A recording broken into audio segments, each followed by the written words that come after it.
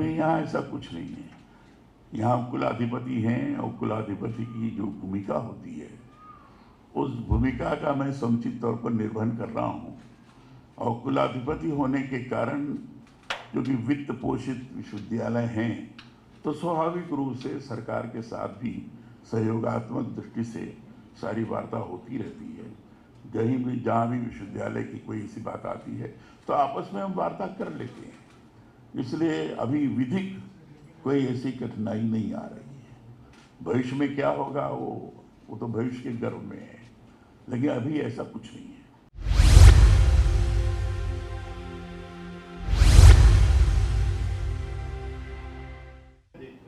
कई विधायक हैं, उनका जो सवाल करने की सीमा है उस पर उसका सीधा प्रभाव रहेगा और संविधान के संरक्षक के रूप में आप राजस्थान में यहाँ पर हैं। क्या इस पे आपकी प्रतिक्रिया, क्या टिप्पणी आप?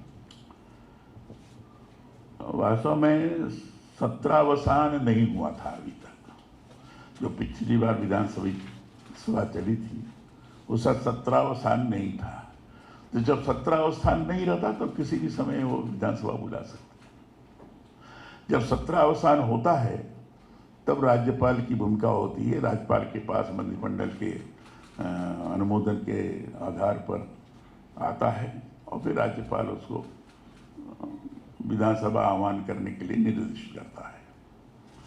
तो इस समय चूंकि सत्रावसान नहीं था इसलिए वो कभी भी बुला सकते हैं।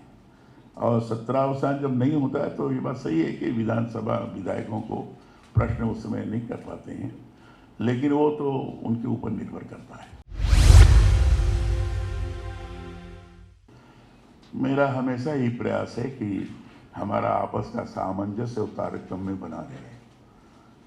किसी भी स्तर पर अगर किसी भी प्रकार की कोई कठिनाई की अनुभूति होती है तो परस्पर संवाद से, परस्पर वार्ता के माध्यम से उसका समाधान भी होता है। और इसलिए मेरा लगातार राज्य के मुख्यमंत्री जी से मिलना होता है, उनसे वार्ता भी होती है। कोई भी बात आती है तो हम लोग आपस में वार्ता कर लेते हैं, क्योंकि हमारा दायित्व है शासन ठीक से चले, अच्छी तरह से चले और आपस का सामंजस्य बना रहे, संवैधानिक दृष्टि से सारी प्रक्रियाएं आगे बढ़ती रहे। ये हमारा प्रयास रहता है। प्रयास है कि ये सवाल उठना ही बंद हो जाए, क्योंकि हम वो पूरी योग्यता के हिसाब से कुलपति का नियुक्ति का प्रयास कर रहे हैं। और क्योंकि परस्पर मैं और मुख्यमंत्री जी आपस में वार्ता के पश्चात ही कुलपति की नियुक्ति करते हैं।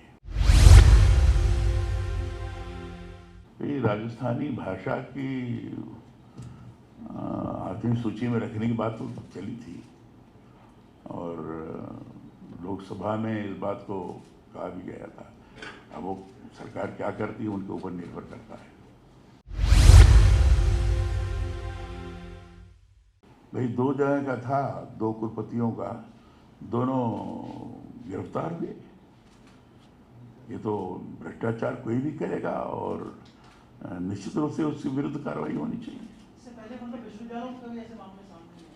अब आए होंगे, लेकिन 2 सामने आए, एक अजमेर में और एक कोटा में, तो दोनों गिरफ्तार हुए। तो जो भ्रष्टाचार करेगा उसके अनुसार वो दंडित होगा।